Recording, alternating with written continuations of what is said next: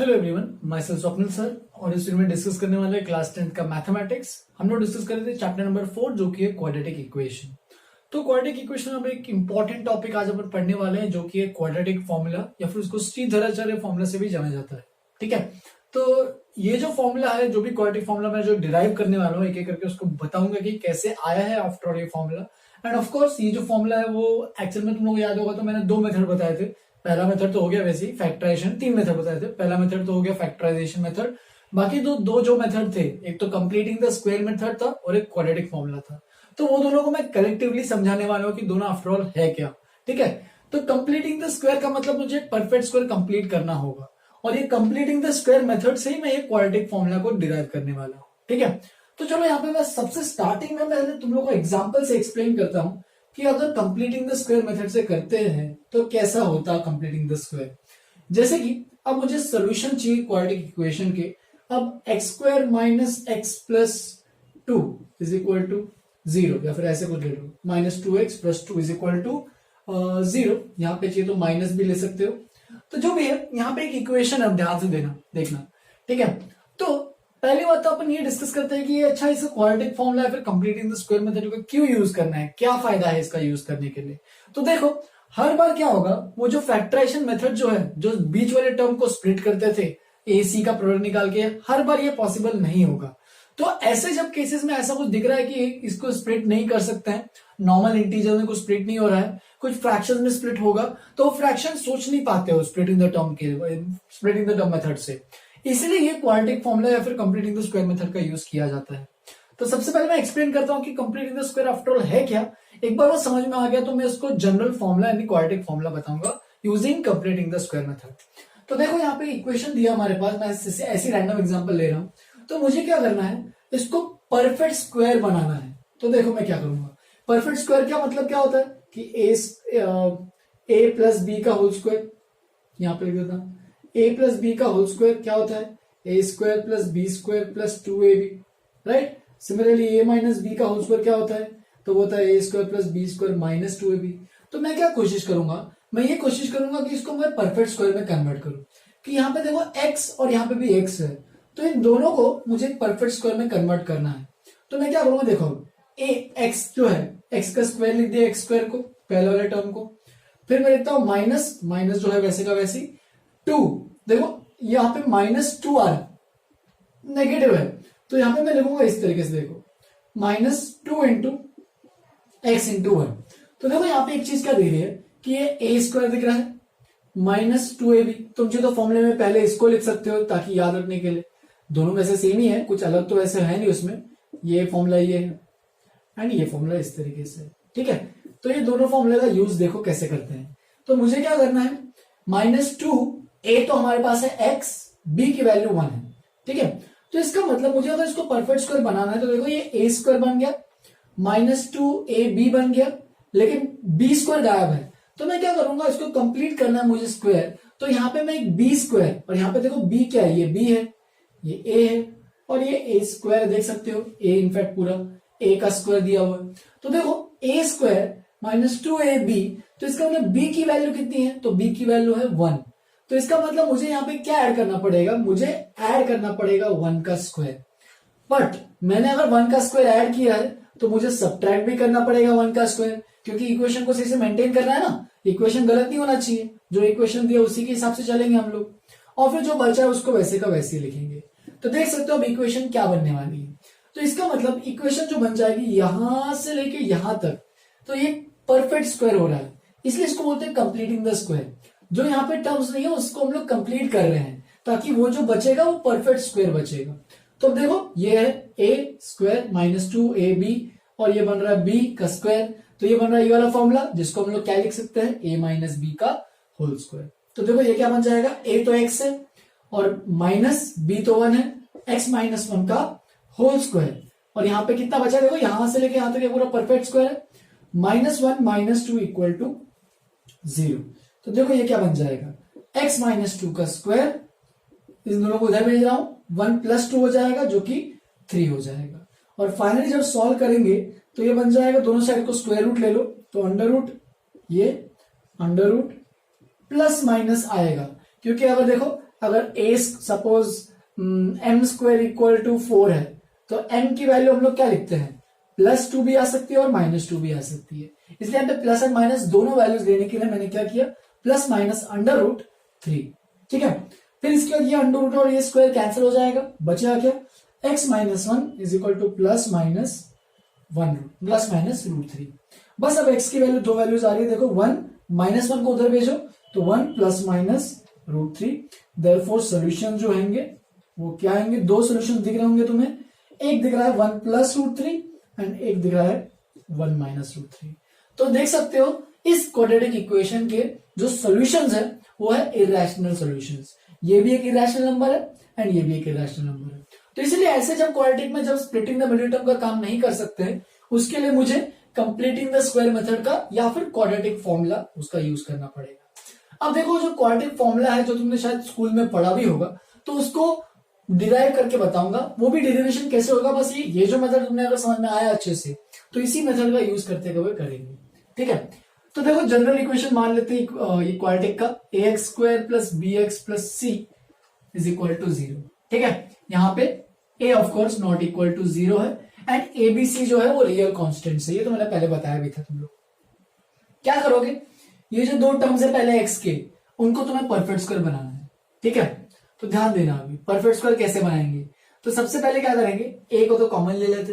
ठीक है, तो a कॉमन आया तो ये बन गया x² plus b by a x। देखो a सब में से कॉमन आया तो यहाँ पे डिवाइड करना पड़ेगा a से, यहाँ पे भी सेम चीज c by a is equal to 0।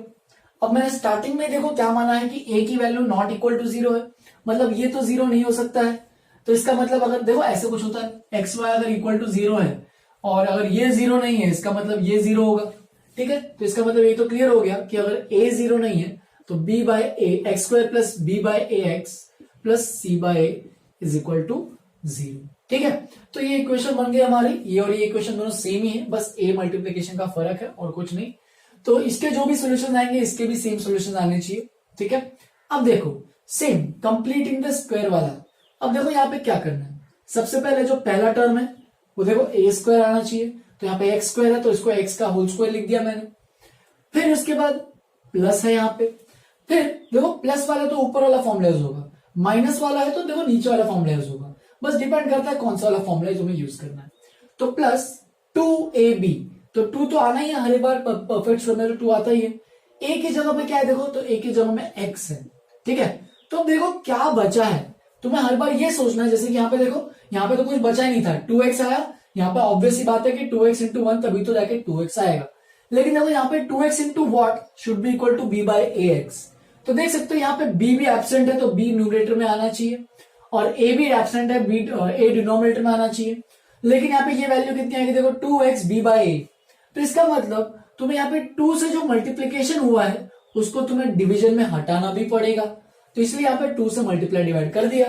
अब बस ये देखो ये बन गया हमारे पास a² 2ab, तो इसका मतलब ये b बन गया है। ठीक है, ये a है, ये a, ये b। अब ये सोचना मत कि ये a और ये a सब अलग अलग है। ठीक है, कंफ्यूज मत होना, तुम जो इसमें फॉर्मूले में p प्लस क्यू का होल स्क्वायर भी सेम समझ सकते हो, मैं इसको p मान रहा हूं, फिर ये 2pq और फिर क्या होता है देखो फॉर्मूले में a² plus 2ab plus b²। तो देखो ये a का स्क्वायर प्लस 2a जो यहाँ पे a था वही, और b की वैल्यू आ रही है यहाँ पे b बाय 2a। तो इसका मतलब आगे में क्या करना है, उसी b बाय 2a का होल स्क्वायर, यानी b बाय 2a का होल स्क्वायर को मैंने ऐड कर दिया। तो देख सकते हो ये तीनों टर्म्स को अगर देखोगे ध्यान से तो ये तीनों टर्म्स एक परफेक्ट स्क्वायर बन के निकल के आएगी। लेकिन यहाँ पे b बाय 2a का होल स्क्वायर तो था नहीं, तो इसका मतलब b बाय 2a का होल स्क्वायर था नहीं, इसका मतलब मुझे b बाय 2a का होल स्क्वायर से ऐड करना पड़ेगा। देयरफॉर ऐड किया तो इसका मतलब सब्ट्रैक्ट भी करना पड़ेगा, तो b बाय 2a का होल स्क्वायर से ऐड किया एंड b बाय 2a के होल स्क्वायर से सब्ट्रैक्ट भी किया, और बस जो बचा है क्वांटिटी वो तो लिख लो वैसे का वैसे ही c बाय a। बस ये इक्वेशन बन गया अपने पास। अब थोड़ा सा सिंप्लीफाई करते तो देखो अच्छे से सिंप्लीफिकेशन कैसे चल रहा है। तो यहां से लेके यहां तक ये बन रहा है एक परफेक्ट स्क्वायर, देख सकते हो a² plus 2ab plus b², तो ये बन जाएगा x plus b by 2a, देखो a प्लस b का whole square is equal to अब जो बची क्वांटिटी है, ये देखो दोनों टर्म्स बचे हैं, उनको उधर फेंको राइट हैंड साइड में। तो वो देखो क्या आएगा, मैं यहाँ पे स्क्वायर ओपन कर रहा हूं, तो ये माइनस था तो वहां पे प्लस जाएगा, बी स्क्वायर बाय नीचे में 2 का स्क्वायर 4 और ए का स्क्वायर ए स्क्वायर और माइनस सी बाय ए। ठीक है, तो ये क्या बन जाएगा देखो, x plus B by 2a का whole square is equal to, यहां पे मैं एलसीएम ले रहा हूं तो देखो क्या मिलेगा, बी स्क्वायर, देखो यहाँ पे 4a स्क्वायर है, वहां पे a है, तो यहाँ पे 4a से मल्टीप्लाई करना पड़ेगा ऊपर नीचे, तब जाके डिनोमिनेटर में 4a स्क्वायर आएगा। तो ये बन जाएगा b square minus 4ac upon 4a square. बस अब यहाँ पे स्क्वायर रूट, जैसे कि यहाँ पे स्क्वायर हटाया था, कैसे हटाया था, दोनों का स्क्वायर रूट लिया, तो स्क्वायर रूट लेते हैं, तो x plus B by 2a का whole square is equal to, plus और माइनस लेना मत भूलना हमेशा की तरह, under root b square minus 4ac upon 4a square. ठीक है, अब बस ये स्क्वायर और ये स्क्वायर रूट कैंसिल हो जाएगा। ठीक है, मैं नेक्स्ट कलर से देखा लिखना, तो ये बन जाएगा x plus B by 2a, इतना सा बचा ये, और यहां पे बचेगा देखो, ये रूट को सेपरेट करने के बाद ये ऐसे कुछ दिखेगा, plus minus root b square minus 4ac upon, और नीचे में root over 4a square, 4a square का अगर रूट करेंगे तो वो बन जाएगा 2a, और फाइनली अगर इसको लिखेंगे माइनस, मतलब b बाय 2a को उधर भेजो, तो ये बन जाएगा minus b by 2a plus minus under root b square minus 4ac by 2a। तो देख सकते हो दोनों का डिनोमिनेटर एग्जैक्टली सेम है, तो इसके फॉर्मूले में तुम लिख सकते हो फाइनल आंसर जो आएगा वो आएगा minus b plus minus under root b square minus 4ac by 2a। और इस वाली चीज को ही बोलते हैं हम लोग क्वाड्रेटिक फॉर्मूला। कई बार ये जो अंडर रूट के अंदर जो क्वांटिटी है उसको बोलते हैं हम लोग डिस्क्रिमिनेंट। ठीक है, डिस्क्रिमिनेंट एक डी, कैपिटल डी से रिप्रेजेंट करते हैं, उसकी वैल्यू हम लोग, मतलब बस एक वेरिएबल मानना था कि अंडर रूट के अंदर जो क्वांटिटी वो क्या है, तो वो डिस्क्रिमिनेंट है, जिसपे हम लोग कुछ कंडीशंस, कुछ केसेस बनाएंगे आगे जाके। बस इतना समझो कि बस ये अंडर रूट के अंदर वाली जो वैल्यू होती है उसको कहते हैं डिस्क्रिमिनेंट, और उसकी value B square minus 4ac हमेशा आती है। तो देयरफॉर एक्स की वैल्यू आएगी हमारे पास minus b plus minus under root d by 2a, और इसी को कहते हैं क्वाड्रेटिक फॉर्मूला। तो ये मैंने पूरा अच्छे से डिराइव करके बताया है कि अगर हमारे पास ऐसा कोई इक्वेशन है तो उसका जो क्वाड्रेटिक फॉर्मूला है, तुम्हें अगर बिना स्प्लिटिंग द मिडिल टर्म करके निकालना है तो सीधा इससे फॉर्मूले से भी निकाल सकते हो। तुम चीजें इसमें देख सकते हो, यहाँ पे अगर इस क्वेश्चन में अप्लाई करते हो तो तुम्हें क्या दिखता है देखो। ठीक है, सीधा इस क्वेश्चन में बैठ के अप्लाई करना। जैसे कि ये क्वेश्चन है, यहाँ पे ए की वैल्यू क्या है देखो, ए की वैल्यू है 1 ax स्क्वायर, बी की वैल्यू है -2, देख सकते हो bx, और c की वैल्यू है यहाँ पे -2। ठीक है, तो सबसे पहले क्या निकालोगे, d की वैल्यू, कैपिटल D जो है वो है discriminant B square minus 4ac, तो बी स्क्वायर माइनस 4ac, तो ये बन जाएगा, ऑलरेडी निकाल रहा हूं मैं, देखना यहाँ पे तो निकाल लेते चलो, -2 का होल स्क्वायर माइनस 4ac, तो ac की वैल्यू कितनी है -2 और 4 है, तो ये बन जाएगा माइनस माइनस प्लस 8। तो d की वैल्यू आ जाएगी हमारे पास कितना, 4 plus 8 which is equal to 12। Therefore d की वैल्यू आ गई है, बस अब क्वाड्रेटिक फॉर्मूला यूज करो। तो x की वैल्यू माइनस बी, तो माइनस बी क्या है देखो, माइनस ऑफ -2, यहां पे फॉर्मूला लिख लेता हूं पहले तो। ठीक है, तो ये माइनस ऑफ -2 बन जाएगा +2, प्लस और माइनस अंडर रूट डी की वैल्यू क्या है 12 और अपॉन 2a, a की वैल्यू क्या है 1, तो ये 2 इंटू 1 तो 2 ही बन जाएगा। अब रूट 12 को क्या लिख सकते हो, तो रूट 12 को लिख सकते हो, रूट 12 को क्या लिख सकते हो, इसको लिख सकते हो प्लस माइनस 2√3। बस फैक्टराइज 12 को लिखा मैंने 2 इंटू 2 इंटू 3, तो 2/2 है वो बाहर आ गया रूट में से, तो 2 इंटू 2 प्लस माइनस 2√3 और नीचे में 2 है, ऊपर में देख सकते हो न्यूमरेटर में 2 कॉमन आ रहा है तो वो कैंसिल हो जाएगा नीचे वाले 2 से, और फाइनली आंसर जो आएगा वो आएगा 1 प्लस माइनस √3। तो देख सकते हो कंप्लीटिंग द स्क्वायर मेथड से हमने जो किया उससे जो आंसर आ रहा था 1 प्लस माइनस √3, क्वाड्रेटिक फॉर्मूले से भी यही आंसर आ रहा है, हेंस ये भी, इसका भी वैल्यू क्या आएगा 1 प्लस माइनस √3। तो ये है कंप्लीटिंग द स्क्वायर मेथड और ये है क्वाड्रेटिक फॉर्मूले का मेथड, दोनों one and the same thing है। ये एक्चुअल में ऑब्टेन ही हुआ ये सीधा उसके कंप्लीटिंग द स्क्वायर के मेथड से ही, और बस क्वाड्रेटिक फॉर्मूला वो डिपेंड करता है क्वेश्चन में कैसे पूछा है। अगर वो पूछा है कि find the equations, find the solution of this quadratic equation by quadratic formula, तो इस फॉर्मूले से सीधा निकालना। अगर उसने bye completing the square method से बोला है तो तुम्हें परफेक्ट स्क्वायर से कंप्लीट करके दिखाना पड़ेगा। ठीक है, तो मैंने यहाँ पे दोनों मेथड कवर कर लिए हैं, मैंने इसका अच्छे से प्रूफ भी बताया है, इसको अच्छे से याद रखना है तुम्हें। क्वाड्रेटिक फॉर्मूला तुम्हें जिंदगी भर नहीं भूलना है, बहुत ही इंपॉर्टेंट फॉर्मूला है जो भी आगे परस्यू करता है मैथमेटिक्स, जैसे कि 11th और 12th स्टैंडर्ड में, तो ये तो बहुत बेसिक होता है जो सबको अच्छे से याद होना ही चाहिए। Minus b plus minus under root D by 2a, where D is equal to b square minus 4ac। तो इतना नोटबुक में अच्छे से लिखो, मैंने यहाँ पे एग्जाम्पल से स्टार्ट किया है, तुम यहाँ पे हेडिंग डालने की जरूरत नहीं है। प्रूफ ऑफ क्वाड्रेटिक फॉर्मूला से लिख सकते हो, फिर प्रूफ ऑफ श्रीधराचार्य, याद रखना इसको हम लोग बोलेंगे, अब से मैं जब भी बोलूंगा तो इसको बोलूंगा श्रीधराचार्य। तो श्रीधराचार्य से तुम्हें याद आ जाना चाहिए, ठीक है, कि वो क्वाड्रेटिक फॉर्मूला की बात कर रहे हैं सर। ठीक है, तो श्रीधराचार्य फॉर्मूला को भी, इसको नाम भी दिया जाता है श्रीधराचार्य फॉर्मूला, या फिर नॉर्मल क्वाड्रेटिक फॉर्मूला भी बोल सकते हैं। मैं यूजुअली इसी से नाम बोलूंगा। ठीक है, श्रीधराचार्य वाला फॉर्मूला लगा। चलो इतना लिखो अच्छे से।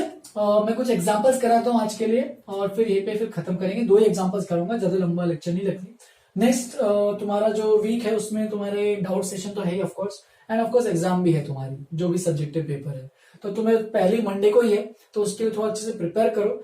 इन सब का टेंशन मत लेना कि इसमें ये सब आ रहा है कि नहीं आ रहा है, तुम पढ़ लो, इतना कोई दिक्कत नहीं है। ये सब तो इसका एग्जाम में तो नहीं आ रहा है, लेकिन तुम लोग के मेन जो एग्जाम्स है, अपने स्कूल के एग्जाम्स है, उसमें तो आ ही रहा है, इसलिए मैं ये सब पढ़ा रहा हूँ, फटाफट आगे बढ़ रहा हूँ। ठीक है, तो लिखो इसको, कुछ एग्जाम्पल्स करते हैं और खत्म करेंगे। चलो फिर मैंने यहाँ पे कुछ एग्जाम्पल्स लिखे हैं, 4 एग्जाम्पल्स लिखे हैं, लास्ट के 4 एग्जाम्पल्स आज के, तो फटाफट डिस्कस करके खत्म करते हैं। तो एग्जाम्पल नंबर 1 को देखो, solve 12x square plus 5x minus 3 equal to 0 by quadratic formula. तुम चाहे तो उसको कंप्लीटिंग द स्क्वायर मेथड से भी कर सकते हो, बट क्वाड्रेटिक फॉर्मूला ज्यादा सिंपल है, तो फटाफट उसी से खत्म करते हैं, क्योंकि क्वेश्चन में मेंशन ही किया है कि क्वाड्रेटिक फॉर्मूला करना है।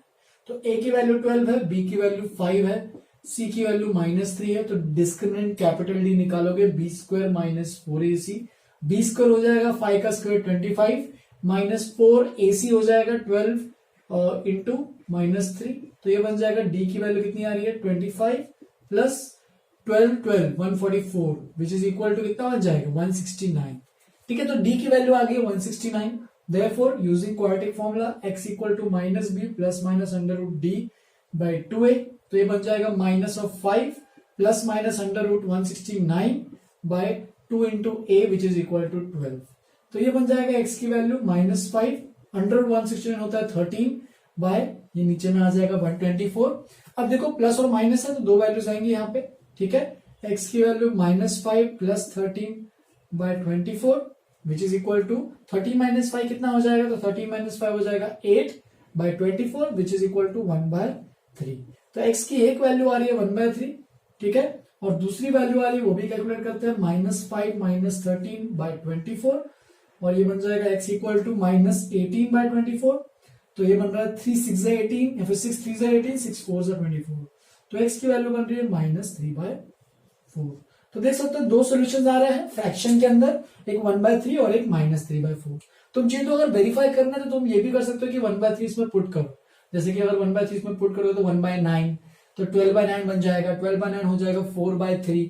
ठीक है, तो इसकी वैल्यू होगी 4/3 प्लस ये बन जाएगा 5/3, तो 4/3 plus 5/3 9/3, 9/3 will be equal to 3, और 3 माइनस 3 0, सेटिस्फाई कर रहा है। सिमिलरली इसको भी पुट करके देख सकते हो, वो भी सेटिस्फाई करेगा। नेक्स्ट एग्जांपल पे आते हैं, find the discriminant of the quadratic equation.